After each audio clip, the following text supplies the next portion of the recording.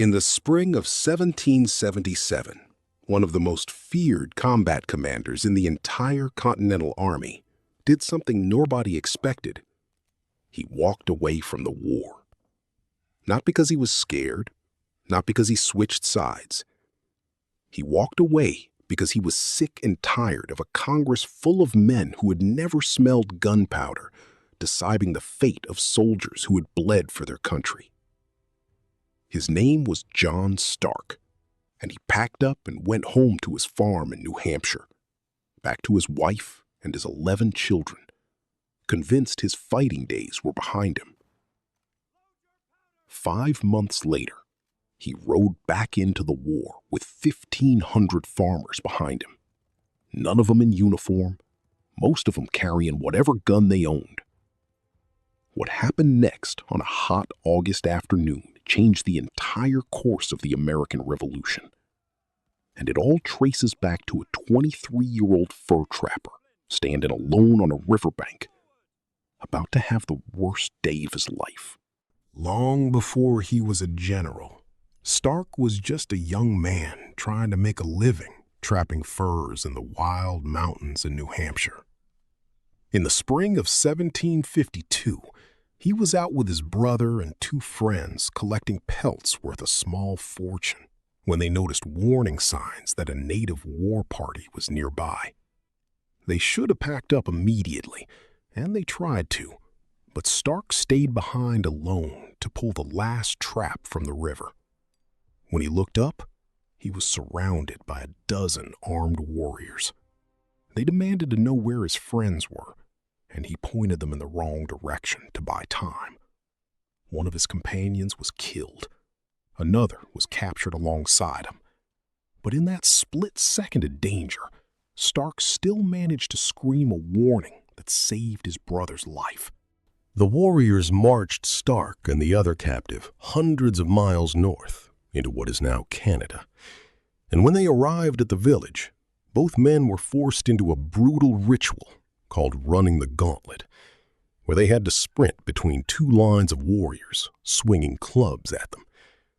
His companion barely survived the beating, but Stark refused to simply take his punishment.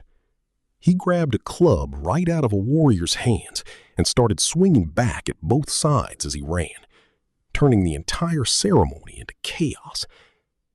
Instead of being angry, the older members of the tribe burst out laughing at his sheer nerve, and the chief was so impressed that he adopted both young men into the tribe on the spot.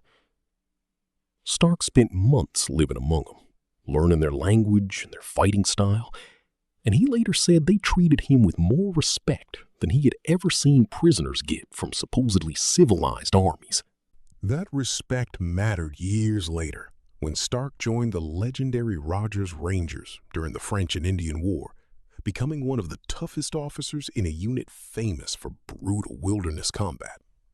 He climbed the ranks quickly and earned a reputation that made British generals openly admit that men fought harder just because he was standing beside them. But in 1759, his commanders ordered an attack on the very village that had once adopted him as family. Stark refused. He resigned on the spot rather than raise a weapon against people who had shown him kindness when he had nothing. The attack happened anyway, without him, and it turned into a bloodbath, followed by brutal retaliation, proof that his instincts had been right all along. He went home, married a woman everyone called Molly, and spent the next 16 peaceful years farming and raising a family, believing his fighting days were finally over for good. Then came the news from Lexington and Concord in April of 1775, and Stark did not wait around for orders or paperwork. He simply got on his horse and rode toward the fight, and his neighbors followed him without hesitation. Within weeks, he was a colonel commanding troops outside Boston, and just months later came the true test at what history remembers as the Battle of Bunker Hill. While everyone expected the British to charge straight up the main hill, Stark used his frontier instincts to predict something nobody else saw coming: an attack along a narrow beach on the flank. He ordered his men to build a stone wall stretching all the way to the water and arranged them in rotating firing ranks so they could unleash a constant wall of gunfire. When the British light infantry charged that beach 3 separate times, all 3 charges were shredded, and 96 enemy soldiers were left dead in the sand, every single one falling within a tightly controlled kill zone his men had been ordered not to fire before. Stark went on to fight in some of the most pivotal moments of the early war, crossing the icy Delaware River with George Washington for the surprise attack at Trenton, and then fighting again days later at Princeton. By the winter of 1777, he had fought in more major battles than almost any other officer in the entire army. And that is exactly when Congress spat in his face. Instead of promoting the man who had bled through some of the bloodiest fighting of the war, they handed a promotion to a colonel who had not even shown up to fight at Bunker Hill. Stark, understandably furious, resigned his commission entirely and went home. But before he left, he made one thing very clear to his fellow officers. If New Hampshire itself ever came under threat, he would come back and fight on his own terms and nobody else's. That threat arrived that very summer when a massive British army under General Burgoyne came pouring south out of Canada with a plan to slice the American colonies in half. Running low on supplies, Burgoyne sent a raiding force toward a supply depot in Bennington, Vermont, expecting almost no resistance. What he did not know was that Stark had already answered the call on the condition that he would answer to nobody but New Hampshire itself. In less than no time, Stark assembled 1,500 untrained farmers and blacksmiths who trusted him completely and knew exactly how to shoot. After a day of pouring rain delayed the fighting, Stark used the pause to design an attack far more sophisticated than anyone expected from a militia. A coordinated assault hitting the enemy from multiple directions at once. Before charging, he pointed toward the enemy line and told his men there were the enemy soldiers, and that tonight either they would win or his wife would sleep as a widow. The battle that followed was brutal, chaotic, and close, fought hand to hand with bayonets and musket butts in places.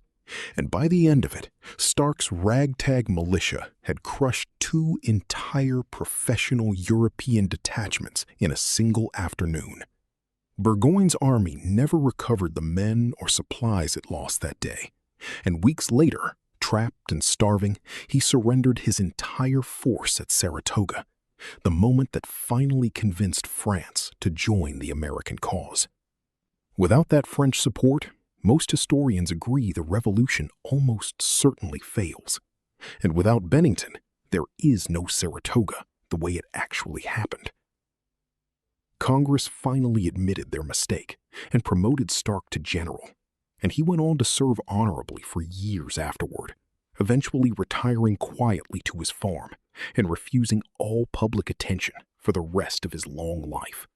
He lived to be 93 years old, outliving nearly every soldier he had ever fought beside, becoming one of the last living links to the founding of the nation itself. Too old to travel for a reunion of Bennington veterans in his final years, he sent them a short letter instead, ending it with 5 simple words that summed up everything he had lived through. Live free or die. Those words eventually became the official motto of New Hampshire, printed on every license plate in the state to this day. A lasting reminder of a man who quit the army on principle and still came back to change the course of a revolution.